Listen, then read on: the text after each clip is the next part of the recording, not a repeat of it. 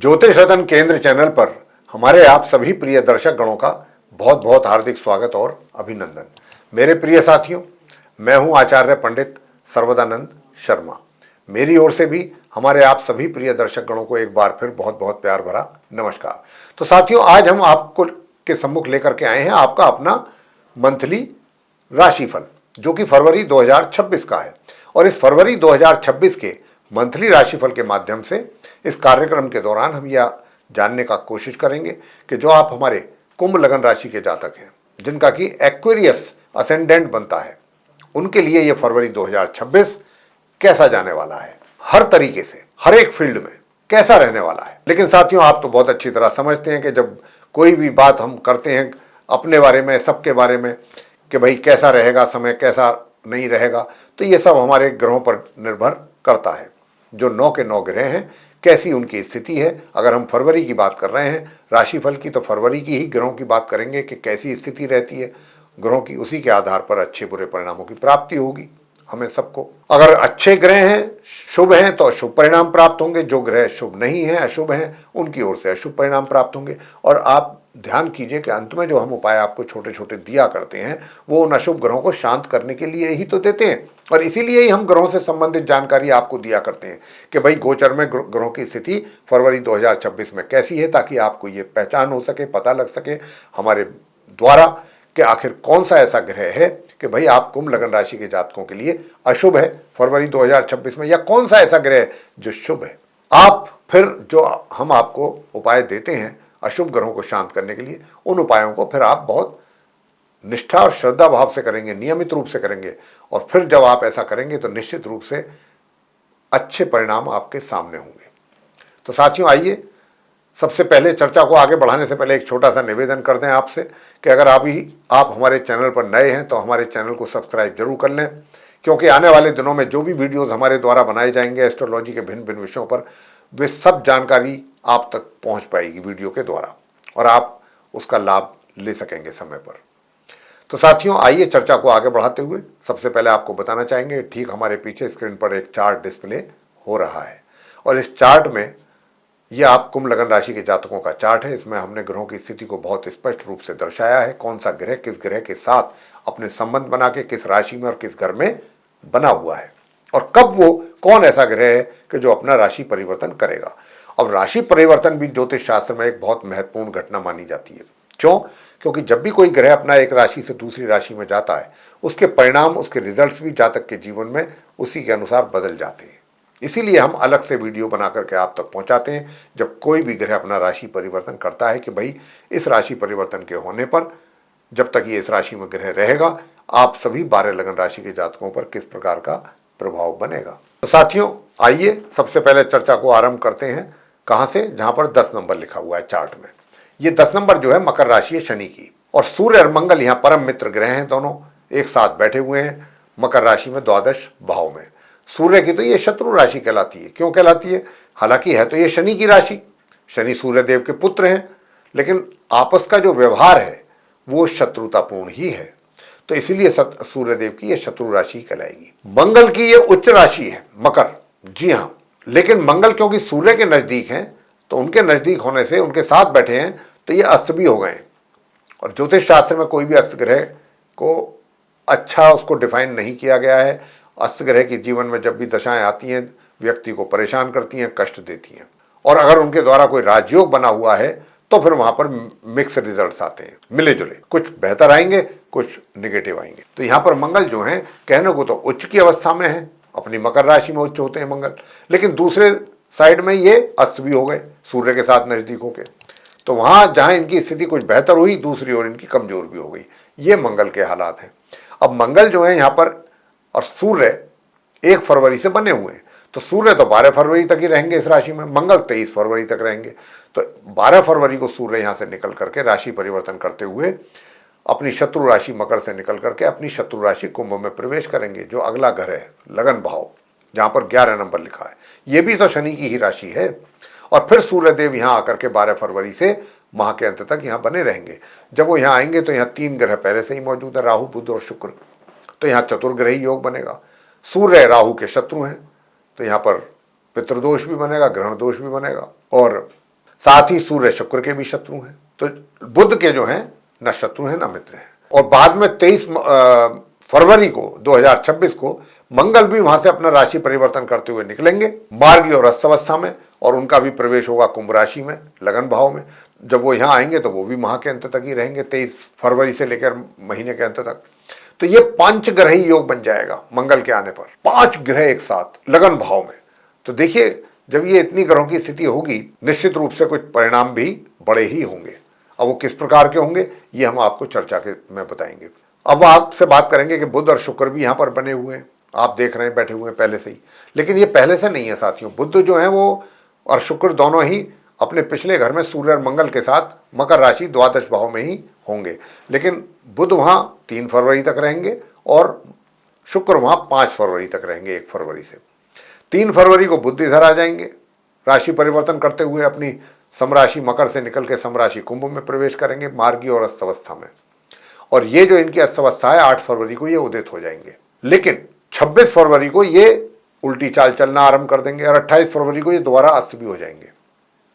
शुक्र की बात कर लें तो शुक्र 5 फरवरी को वहां से अपना राशि परिवर्तन करते हुए निकलेंगे मकर राशि से द्वादश भाव से, और कहाँ प्रवेश करेंगे अपनी मित्र राशि कुंभ में लगन भाव में। और फिर ये महीने के अंत तक यहीं रहेंगे बुध भी शुक्र भी। तो ये स्थिति सूर्य मंगल राहु बुध और शुक्र की है।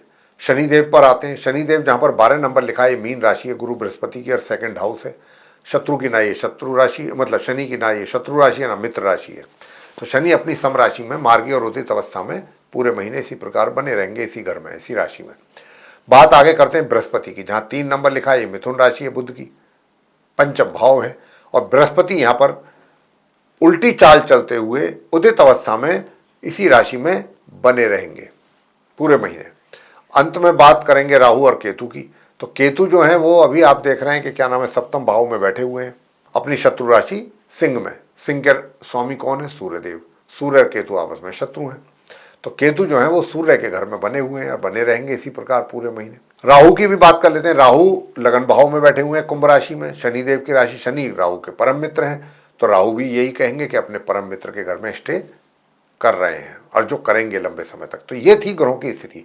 इन ग्रहों के ही आधार पर अब हम आपसे भिन्न भिन्न क्षेत्रों को लेकर के बात करेंगे, कहाँ आपको किस प्रकार के रिजल्ट्स मिलेंगे, और अंत में देंगे आपको कुछ छोटे और सरल आसान उपाय। तो आइए सबसे पहले आते हैं आपके करियर पे, आपके प्रोफेशन पे, आपके वर्क प्लेस पे। कैसा रहेगा आपका वर्क प्लेस? साथियों, मैं आपसे बताना चाहूंगा कि आपके कार्य क्षेत्र को लेकर के आपको दूर दराज से कहीं उन्नति के कुछ अच्छे अवसर, कुछ अपॉर्चुनिटीज आपके हाथों में आने की संभावना बन रही है इस फरवरी 2026 में।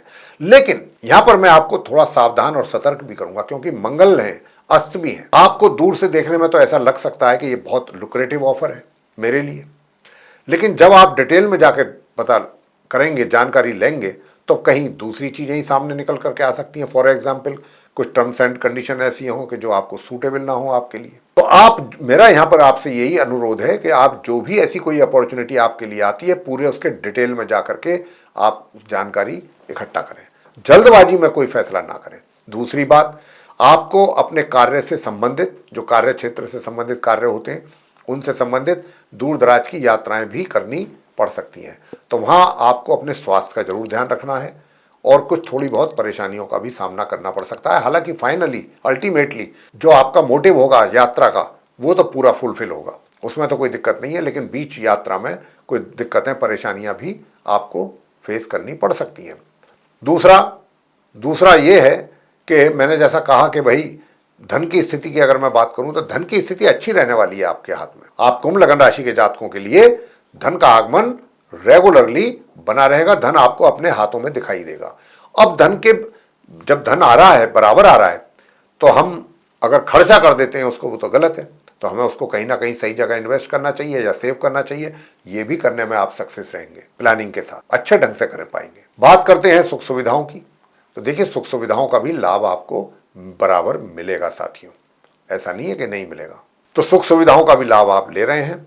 जहां तक इस बात का सवाल है, देखिए, कार्य क्षेत्र हो, आपका सोशल सर्किल हो, कहीं पर भी अगर आप हैं, मैं कुंभ लगन राशि के जातकों से कह रहा हूं, जो ग्रहों की स्थिति है, पंचग्रही योग जो ये बनने जा रहा है, एक तो क्रोध पर अपने अंकुश जरूर रखें, और ये क्रोध पर अंकुश आपको माह के मध्य से ही रखना होगा, माह के मध्य से ही। बाकी रहा आरंभ से, माह के आरंभ से लेकर मध्य तक स्थिति नॉर्मल चलेगी, कोई बहुत ज़्यादा ना आपको क्रोध आएगा, ना कोई बहुत ज़्यादा, मतलब एक नॉर्मल होता है जैसे, ऐसे रहेगा आपका व्यवहार।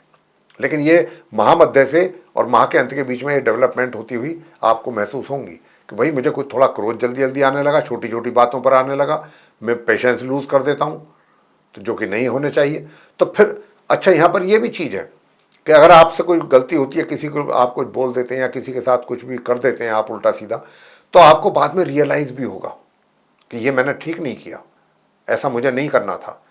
तो जब आपको ये रियलाइज होगा तो आप कहीं ना कहीं जा करके उस कमी पर मिट्टी डालने की कोशिश करेंगे। मिट्टी का मतलब ये है कि उसको सुलटाने की कोशिश करेंगे, जो कि अच्छी बात है।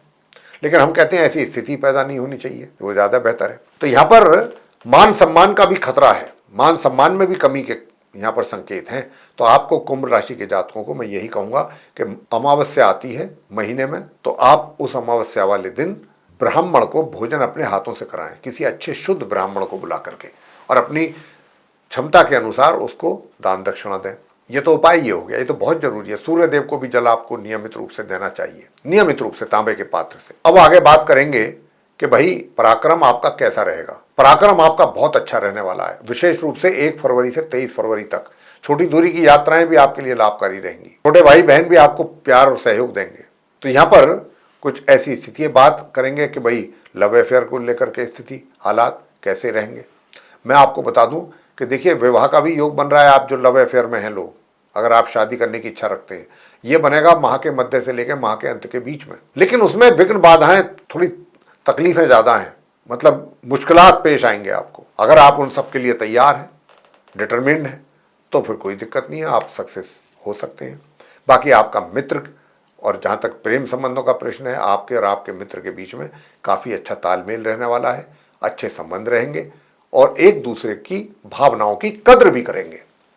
कुंभ लगन राशि के जो हमारे मित्र हैं, जातक हैं। अब बात करते हैं आपसे आपके कि भाई ये तो हमने आपको बता दिया, अब जो विवाहित लोग हैं उनकी भी बात कर लें, जो मैरिड पर्सन्स हैं। तो मैरिड पर्सन्स को भी अपने वैवाहिक जीवन में मिले जुले परिणामों की प्राप्ति के योग बन रहे हैं। लेकिन फिर भी मैं यही कहूँगा कि देखिए, आपको नियम से इस मंत्र का जाप अगर आप करते हैं संध्या के समय, ओम केम केतवे नमः, इस मंत्र का जाप करना है, सूर्य देव को जल अर्पित करना है, ब्राह्मण को अमावस्या के दिन आप भोजन कराएं, और बाकी एक छोटे 1-2 उपाय और हैं, वो भी आपको बता देते हैं। बाकी रहा प्रश्न आपके परिवार का, परिजनों के साथ संबंध आपके अच्छे रहने वाले हैं पूरे फरवरी के महीने में। बेशक कुछ ऐसा भी हो सकता है कई जगह तो कि आप अपने परिजनों को कुछ समझाने में असमर्थ भी रह सकते हैं, यानी कि कुछ अच्छी चीज़ें उनको बताना चाहें, समझाना चाहें, लेकिन आप उनको ढंग से समझा ना पाएँ। तो यहाँ पर यह कहीं ना कहीं थोड़ा सा इसकी कमी जरूर रहेगी। लेकिन आपका अपने परिवार के प्रति झुकाव, लगाव बराबर रहेगा, और उनका भी आपके प्रति। बुजुर्ग भी आपके ऊपर अपना आशीर्वाद का हाथ रखेंगे। अब आगे बात करते हैं शिक्षा को लेकर। देखिए, जहाँ तक शिक्षा का प्रश्न है, तो शिक्षा में जो नॉर्मल एजुकेशन लेने वाले स्टूडेंट्स हैं या हायर स्टडीज़ वाले स्टूडेंट्स हैं, दोनों के ही लिए थोड़ी सी कमी दिख रही है। सामान्य परिणामों की बात है, अगर आप वो भी जब अपनी पढ़ाई पर पूरा ध्यान लगाएंगे, तब जाके सामान्य रिजल्ट्स आप दोनों प्रकार के स्टूडेंट्स को प्राप्त होने की संभावना है। संतान के द्वारा भी उतने अच्छे परिणामों की प्राप्ति नहीं हो पाएगी जितने होने चाहिए थे माता पिता को। स्वास्थ्य की बात कर लेते हैं। देखिए, स्वास्थ्य का बहुत ध्यान रखिए, कुंभ राशि के जातक बहुत ध्यान रखें, और उसके लिए मैं आपको बता दूं क्या करना है। ओम क्राम क्रीम क्रोम सह भौमाय नमः, इस मंत्र का एक माला नियमित रूप से करना है, अगर आप चाहते हैं कि आपका स्वास्थ्य अच्छा बना रहे। आपके करियर में भी चीज़ें बेहतर होंगी अगर आप इस मंत्र का जाप करेंगे। मैंने कहा सूर्य देव को जल देना है प्रातःकाल, और जब आप जल देते हैं तो उसी समय मनी मन ओम घृणी सूर्याय नमः, ये भी आप कर सकते हैं। और साथियों, आपसे एक बात और कहता हूँ, छोटा सा, शनिवार के दिन, सिर्फ शनिवार के दिन आपको सिर्फ भगवान शंकर जी के शिवलिंग पर शुद्ध जल चढ़ा करके काले तिल और जरूर चढ़ा दें पूरे महीने। देखिए, बहुत अच्छा प्रभाव रहेगा जीवन में हर चीज को लेकर। तो साथियों, ये था आप कुंभ लगन राशि के जो हमारे जातक हैं उनका अपना मंथली राशिफल फरवरी 2026 का, जिसके माध्यम से हमने आपको सभी क्षेत्रों में मिलने वाले परिणामों के विषय में जानकारी दी है। हम आशा करते हैं ये चर्चा आपको पसंद आएगी, ये वीडियो पसंद आएगा। अगर आपको ये वीडियो पसंद आया है तो आप इसको लाइक जरूर कर लीजिए, और अभी तक आपने अगर हमारा चैनल सब्सक्राइब नहीं किया है तो चैनल को भी सब्सक्राइब जरूर कर लीजिए। अधिक से अधिक मात्रा में वीडियो शेयर करें दूसरे लोगों के साथ, ताकि वे लोग भी जानकारी का कुछ अच्छा लाभ जरूर ले सकें। और अगर आप चाहते हैं कि आने वाले दिनों में जो भी वीडियोस हमारे द्वारा तैयार किए जाएंगे एस्ट्रोलॉजी के भिन्न भिन्न विषयों पर, वे सब आप तक पहुंचें और उनका भी समय पर आप लाभ ले सकें, तो फिर आपको बेल आइकन प्रेस भी जरूर करना है। साथियों, इसी के साथ अब इस कार्यक्रम को समाप्त करने की हम अपने आप सभी दर्शक गणों से लेंगे इजाजत। आप सभी का सहृदय बहुत बहुत धन्यवाद। जय माता दी।